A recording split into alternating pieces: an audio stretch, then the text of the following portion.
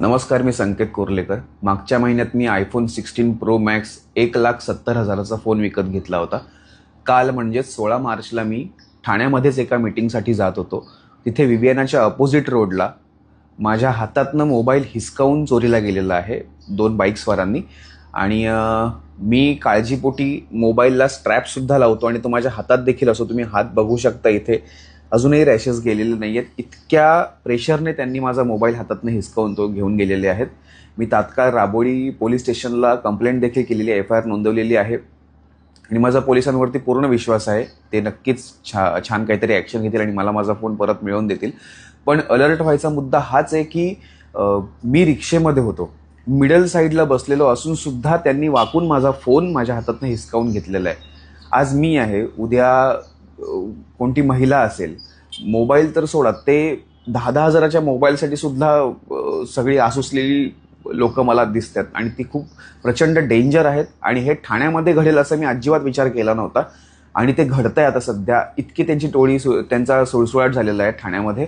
तर तुम्ही अलर्ट राहा ह्या वेळेला. आणि मी पोलिसांना सुद्धा विनंती करतो की तिथे गस्त वाढवू शकत असाल तर ती वाढवा. परत जितकी सिक्युरिटी देता येईल तितकी द्या. कारण मी हे बोलण्याचा उद्देश ह्यासाठी आहे की मी जेव्हा पोलीस स्टेशनला गेलो होतो तेव्हा सेम पुढच्या 5व्या मिनिटाला अजून एक जण विवियाना मॉलच्या समोरून माझा मोबाईल चोरीला गेला ही कंप्लेंट नोंदवण्यासाठी तिथे आला होता.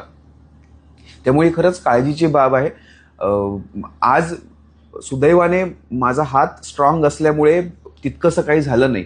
पण उद्या सकाळी जर का तिथे कोणती महिला असेल आणि जर का ते खेचण्यात त्यांच्या त्या ओढाताणीमध्ये तीच जर का रिक्षेच्या बाहेर पडली असती तर अजून मोठा प्रॉब्लेम झाला असता. पण कारण मागून भरधाव वेगाने गाड्यासुद्धा येत होत्या. सो ही सगळी जी बाब आहे ही खूप विचार करण्यासारखी आहे. त्याचा तुम्ही प्लीज विचार करावा, सरकारने विचार करावा. आणि माझं आत्ताचं जे पूर्ण करिअर होतं ते पूर्ण त्या मोबाईलवरती डिपेंड होते, सोशल मीडियावरती डिपेंड होतं. त्यामुळे जास्त त्रास ह्या गोष्टीचाच होतोय. आणि चोरांचा इतका सध्या सुळसुळाट झालेला आहे की चेन स्नॅचिंग म्हणा किंवा बाईक चोरीला जाणे म्हणा किंवा मोबाईल स्नॅचिंग म्हणा, हे सगळं खूप मोठ्या प्रमाणात वाढतंय. त्यामुळे ह्याच्यावरती कुठेतरी लक्ष देणं गरजेचं आहे.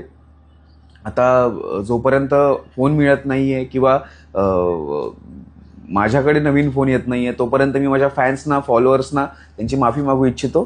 तुम्ही थोडीशी वाट बघा. तुमचा आणि माझा दोघांचाही पोलीस नियंत्रणावरती पूर्ण विश्वास आहे. लवकरच काहीतरी चांगलं होईल. तोपर्यंत अलर्ट राहा प्लीज. काहीच सेफ नाही आहे, अलर्ट राहा.